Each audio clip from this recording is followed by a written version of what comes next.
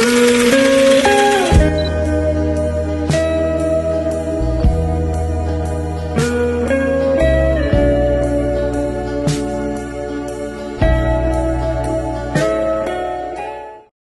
few moments later.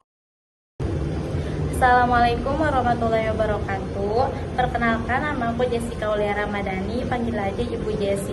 Halo semuanya, apa kabar hari ini? Semoga kalian hari ini dalam keadaan sehat semua ya. Nah, di sini Ibu mau menjelaskan tentang pantun. Nah, ada yang tahu pantun nggak? Nah, pantun itu adalah salah satu bentuk dari puisi lama Indonesia yang berasal dari tradisi sastra Melayu. Pantun ini termasuk dalam puisi rakyat ya teman-teman.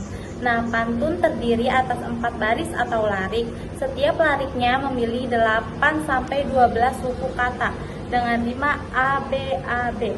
Pantun juga memiliki lampiran dan isi. Pantun seringkali digunakan sebagai bentuk ekspresi sastra lisan dalam budaya Melayu. Nah, pantun memiliki ciri khas yang kreatif, menggunakan perbandingan, metafora, atau kiasan untuk menyampaikan pesan atau cerita dengan gaya yang indah dan berirama. Selain itu, pantun juga digunakan sebagai bentuk hiburan, misalnya dalam pertunjukan seni tradisional atau acara perayaan. Nah, di sini ada ciri-ciri pantun. Apa aja sih ciri-ciri pantun itu? Nah, ciri-ciri pantun yang pertama itu setiap bait terdiri dari 4 baris. Yang kedua, jumlah suku kata setiap baris 8-12 suku kata.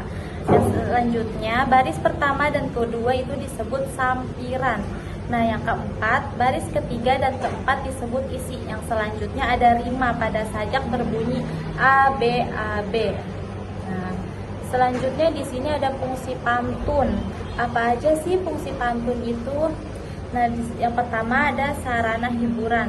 Pantun sering digunakan sebagai bentuk hiburan, terutama dalam acara-acara sosial, pertemuan keluarga, atau pertunjukan seni tradisional.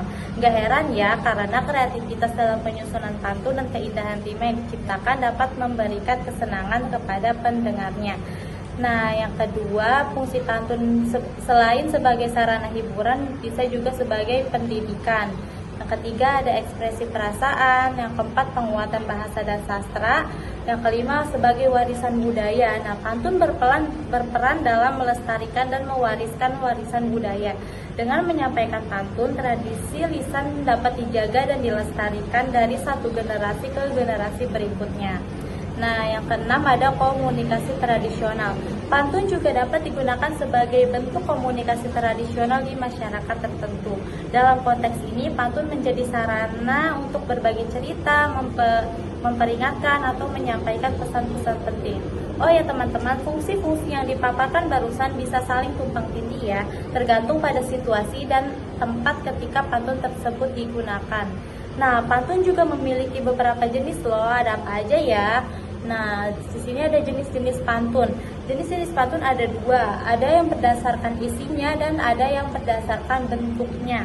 Nah, kita bahas yang pertama yaitu yang berdasarkan isinya. Yang pertama ada pantun teka-teki, pantun cinta, pantun agama, pantun jenaka, dan pantun nasihat. Nah, yang berdasarkan bentuknya itu ada pantun biasa, pantun berkait, pantalibun, dan kariman atau pantun kilat. Nah, gimana teman-teman? Kalian sudah mulai kepancing buat bikin pantun belum? Sebelum kamu bikin pantun, kita simak terlebih dahulu yuk struktur dari pantunnya. Nah, di sini ada struktur pantun. Sebenarnya kalau kamu perhatikan pembahasan sebelumnya, kamu sudah bisa terbayang apa saja struktur pantun. Jadi teman-teman, secara garis besar struktur pantun terbagi menjadi 2, yaitu sampiran dan isi. Nah, yang pertama kita bahas tentang sampiran dulu ya. Sampiran berfungsi menyiapkan rima dan irama yang dapat membantu pendengar memahami isi pantun.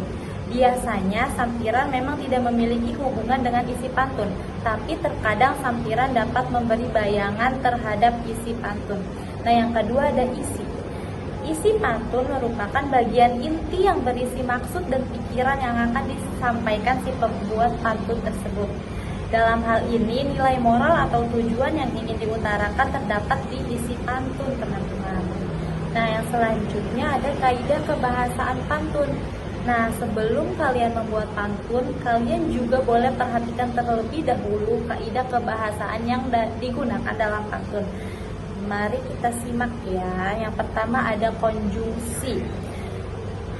Nah, konjungsi itu singkatnya adalah kata penghubung.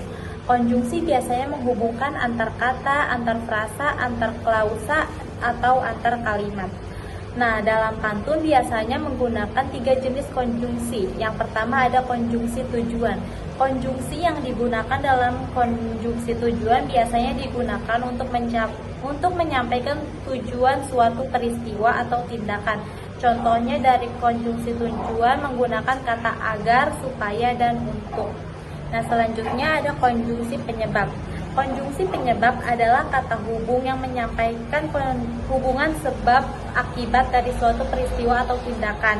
Nah, konjungsi ini punya nama lain yaitu konjungsi kausalitas. Biasanya konjungsi penyebab menggunakan kata karena dan sebab sehingga. Nah, selanjutnya ada konjungsi syarat. Yang terakhir nih, konjungsi syarat. Dalam konjungsi ini kata penghubung yang digunakan dimaksud untuk menyampaikan suatu syarat. Maka dari itu biasanya kata penghubung yang digunakan adalah jika dan kalau. Nah, yang kedua ada ragam kalimat. Selain konjungsi, dalam pantun ada 5 ragam kalimat yang biasanya terdapat dalam isinya. Ada kalimat perintah, kalimat saran, kalimat ajakan, kalimat larangan, dan kalimat pernyataan. Yuk kita bahas satu persatu. Yang pertama ada kalimat perintah.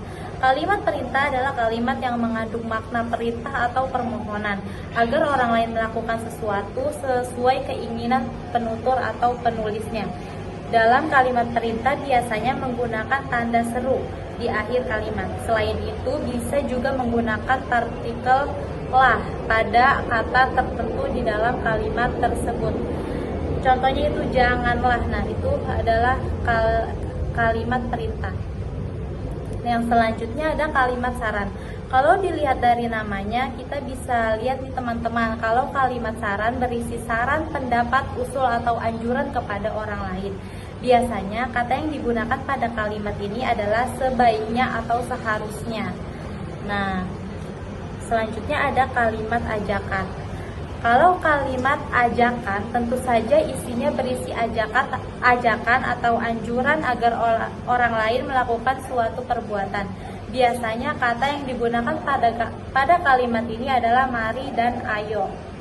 Selanjutnya ada kalimat larangan. Kalimat selanjutnya yang terdapat pada pantun adalah kalimat larangan ya teman-teman. Kalimat ini isinya berupa larangan untuk melakukan suatu perbuatan. Kata yang digunakan dalam kalimat larangan ini adalah jangan atau hindari. Nah, selanjutnya ada kalimat pernyataan. Ragam kalimat terakhir dalam pantun adalah kalimat pernyataan. Kalimat ini berisi informasi tentang suatu hal. Informasi yang tercantum biasanya berupa kejadian atau nasihat. Ya, oke, lumayan banyak juga ya kaidah kebahasaan yang perlu diperhatikan dalam membuat pantun. Supaya kamu semakin mendapat inspirasi dalam membuat pantun, yuk simak berbagai macam contoh pantun di bawah ini. Nah, di sini ibu punya contoh pantun nasihat.